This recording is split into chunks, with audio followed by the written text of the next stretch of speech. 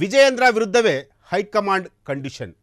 ವಿಜಯೇಂದ್ರಗೆ ಭಾರಿ ಹಿನ್ನಡೆ, ಕೇಸರಿ ಬಂಗಲೆಯಲ್ಲಿ ಕೋಲಾಹಲ, ಬಡ ಬಡಿದಾಟ ಕಂಡು ಶಾಕ್ನಲ್ಲಿರುವ ಬಿಜೆಪಿ ಹೈಕಮಾಂಡ್. ಒಳ ಜಗಳ ಶಮನಕ್ಕೆ ಕೇಸರಿ ಕಲಿಗಳ ಸರ್ಕಸ್.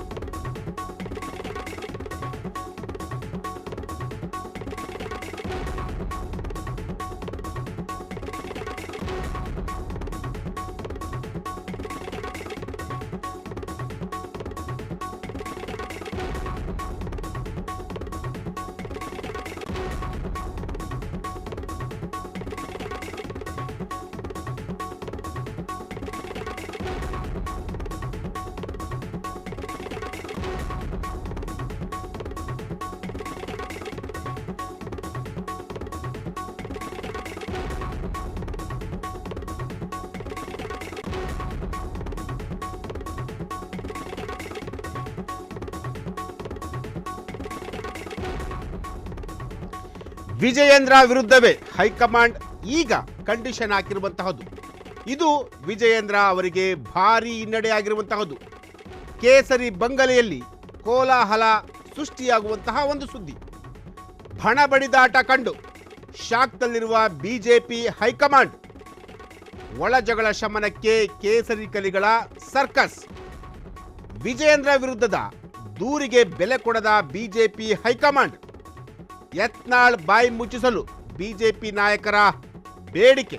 ಇತ್ತ ವಿಜಯೇಂದ್ರ ಜಿಲ್ಲಾಧ್ಯಕ್ಷ ಆಯ್ಕೆಗೂ ಕೇಂದ್ರ ಬ್ರೇಕ್ ಹಾಕಿರುವಂತಹದ್ದು. ಕೆ ಸುಧಾಕರ್ ಅಸಮಾಧಾನಗೊಂಡ ಹಿನ್ನೆಲೆಯಲ್ಲಿ ಹೊಸ ಬೆಳವಣಿಗೆ.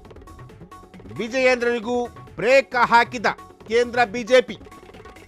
ಎಲ್ಲರನ್ನೂ ವಿಶ್ವಾಸಕ್ಕೆ ಪಡೆದುಕೊಂಡು ಹೀಗಂತ ವಿಜಿಗೆ ತಾಕೀತು ಮಾಡಿರುವಂತಹ ಹೈಕಮಾಂಡ್. ಯಾರನ್ನೂ ಕೂಡ ಕಳೆದುಕೊಳ್ಬೇಡಿ ಹೀಗಂತ ವಿಜಿಗೆ ವಿಜಯೇಂದ್ರ ಅವರಿಗೆ ಕಂಡೀಷನ್ ಹಾಕಿರುವಂತಹದ್ದು. ಎಸ್, ವಿಜಯೇಂದ್ರ ಬಿಜೆಪಿ ರಾಜ್ಯಾಧ್ಯಕ್ಷರಾಗಿರುವಂತಹ ವಿಜಯೇಂದ್ರ ವಿರುದ್ಧ ಹೈಕಮಾಂಡ್ ಈಗ ಒಂದಷ್ಟು ಕಂಡೀಷನ್ ಕೂಡ ಹಾಕಿರುವಂತಹದ್ದು. ಇದು ವಿಜಯೇಂದ್ರ ಅವರಿಗೆ ಭಾರಿ ಹಿನ್ನಡೆ ಆಗಿರುವಂತಹದ್ದು. ಕೇಸರಿ ಬಂಗಲೆಯಲ್ಲಿ ಈಗ ಕೋಲಾಹಲ ಸೃಷ್ಟಿಯಾಗಿರುವಂತಹದ್ದು. ಬಣ ಬಡಿದಾಟ ಕಂಡು ಶಾಕ್ನಲ್ಲಿರುವಂತಹ ಬಿಜೆಪಿ ಹೈಕಮಾಂಡ್. ಒಳ ಜಗಳ ಶಮನಕ್ಕೆ ಕೇಸರಿ ಕಲಿಗಳ ಸರ್ಕಸ್. ವಿಜಿ ವಿರುದ್ಧದ ದೂರಿಗೆ ಬೆಲೆ ಕೊಡದ ಬಿಜೆಪಿ ಹೈಕಮಾಂಡ್. ಯತ್ನಾಳ್ ಬಾಯಿ ಮುಚ್ಚಿಸಲು ಬಿಜೆಪಿ ನಾಯಕರ ಬೇಡಿಕೆ. ಇತ್ತ ವಿಜಯೇಂದ್ರ ಜಿಲ್ಲಾಧ್ಯಕ್ಷ ಆಯ್ಕೆಗೂ ಕೂಡ ಕೇಂದ್ರ ಈಗ ಬ್ರೇಕ್ ಹಾಕಿರುವಂತಹದ್ದು.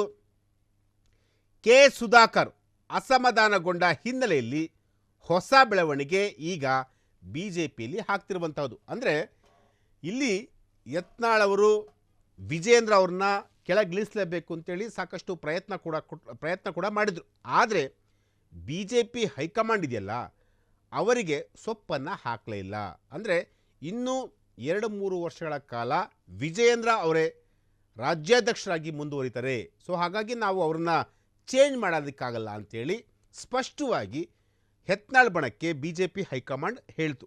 ಆದರೆ ಸುಧಾಕರ್ ವಿಚಾರದಲ್ಲಿ ಒಂದಷ್ಟು ಲೀನಿಯಸ್, ಅಂದರೆ ಒಂದಷ್ಟು ಎಲ್ಲೋ ಒಂದು ಕಡೆ ಸುಧಾಕರ್ ವಿಚಾರದಲ್ಲಿ ಸ್ವಲ್ಪ ನೀವು ಅಷ್ಟು ಸ್ಪೀಡಾಗಿ ಹೋಗಬೇಡಿ ಹೀಗಂತ ವಿಜಯೇಂದ್ರ ಅವರಿಗೆ ಹೈಕಮಾಂಡ್ ಈಗ ಸೂಚನೆಯನ್ನು ಕೊಟ್ಟಿರುವಂಥದ್ದು. ಅಂದರೆ ಸುಧಾಕರ್ ಅವರ ಕ್ಷೇತ್ರ ಇದೆಯಲ್ಲ, ಆ ಒಂದು ಕ್ಷೇತ್ರಕ್ಕೆ ಸಂಬಂಧಪಟ್ಟಂತೆ ಅಲ್ಲಿ ಜಿಲ್ಲಾ ಅಧ್ಯಕ್ಷರನ್ನ ನೇಮಕ ಮಾಡಬೇಕು ಅಂತೇಳಿ ಸ್ವತಃ ವಿಜಯೇಂದ್ರ ಅವರು ಹೊರಟಿದ್ರು. ಆ ಒಂದು ವಿಚಾರಕ್ಕೆ ಸಂಬಂಧಪಟ್ಟಂತೆ ಕೆ ಸುಧಾಕರ್ ಅವರು ಸಾಕಷ್ಟು ಅಸಮಾಧಾನವನ್ನು ಕೂಡ ತೋಡಿಕೊಂಡಿದ್ರು. ಅಂದರೆ ಯಾರ ಬಳಿ? ಹೈಕಮಾಂಡ್ ಬಳಿ ಅಸಮಾಧಾನವನ್ನು ತೋಡ್ಕೊಂಡಿದ್ರು. ಅಂದರೆ ವಿಜಯೇಂದ್ರ ಅವರು ನಮ್ಮ ಕ್ಷೇತ್ರದ ಜಿಲ್ಲಾಧ್ಯಕ್ಷರನ್ನ ಆಯ್ಕೆ ಮಾಡೋದಕ್ಕೆ ವಿಜಯೇಂದ್ರ ಅವ್ರಿಗೆ ಏನು ರೈಟ್ಸ್ ಇದೆ? ನಾನೊಬ್ಬ ಸ್ಥಳೀಯ ಶಾಸಕನಾಗಿದ್ದೆ, ಜೊತೆಗೆ ಸ್ಥಳೀಯ MP ಕೂಡ ಆಗಿದ್ದೇನೆ. ನನಗೆ ಚಿಕ್ಕಬಳ್ಳಾಪುರ ಆ ಒಂದು ಕ್ಷೇತ್ರದಲ್ಲಿ ನನಗೆ ಒಂದಷ್ಟು ಹೋಲ್ಡಿಂಗ್ ಇರುವಂತಹ ವ್ಯಕ್ತಿ ನಾನು. ಸೊ ನನ್ನ ವಿರುದ್ಧ ಇವರು ಸೆಡ್ಡು ಹೊಡೆದು ಜಿಲ್ಲಾಧ್ಯಕ್ಷರನ್ನ ನೇಮಕ ಮಾಡೋದು ಎಷ್ಟರ ಮಟ್ಟಿಗೆ ಸರಿ ಅಂತ ಹೇಳಿ ಸ್ವತಃ ಈ ಒಂದು ವಿಚಾರವನ್ನು ಹೈಕಮಾಂಡ್ಗೆ ಸುಧಾಕರ್ ಅವರು ಗಮನಕ್ಕೆ ತರ್ತಾರೆ.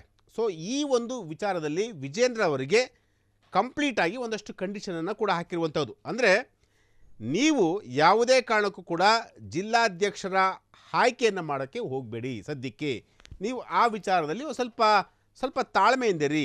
ಎಲ್ಲರನ್ನ ವಿಶ್ವಾಸಕ್ಕೆ ತೆಗೆದುಕೊಂಡು ನೀವು ಪಕ್ಷವನ್ನು ಮುನ್ನಡೆಸಿ ಅಂತೇಳಿ ಈಗ ಒಂದಷ್ಟು ಕಂಡೀಷನ್ಸನ್ನು BJP ಹೈಕಮಾಂಡ್ ವಿಜೇಂದ್ರ ಅವರಿಗೆ ಹಾಕಿರುವಂಥದ್ದು. ಸೊ ಹಾಗಾಗಿ ಇದು ಬಹಳ ಇಂಪಾರ್ಟೆಂಟ್. ಯಾಕೆಂತಂದರೆ ಪಕ್ಷವನ್ನು ಮುನ್ನಡೆಸಬೇಕಾದಂತಹ ಒಬ್ಬ ನಾಯಕನಿಗೆ ತಮ್ಮ ಕೆಳಹಂತದ ಅಧಿಕಾರಿಗಳನ್ನಾಗಿರ್ಬೋದು ಅಥವಾ ತಮ್ಮ ಕೆಳಹಂತದ ನಾಯಕರನ್ನಾಗಿರ್ಬೋದು ಅಥವಾ ಕಾರ್ಯಕರ್ತರನ್ನ ಪ್ರತಿಯೊಬ್ಬರನ್ನೂ ಕೂಡ ವಿಶ್ವಾಸಕ್ಕೆ ತೆಗೆದುಕೊಂಡು ಕೆಲಸವನ್ನು ಮಾಡಬೇಕಾದಂತಹ ಒಂದು ಜವಾಬ್ದಾರಿ ರಾಜ್ಯಾಧ್ಯಕ್ಷರ ಮೇಲೆ ಇರುತ್ತೆ.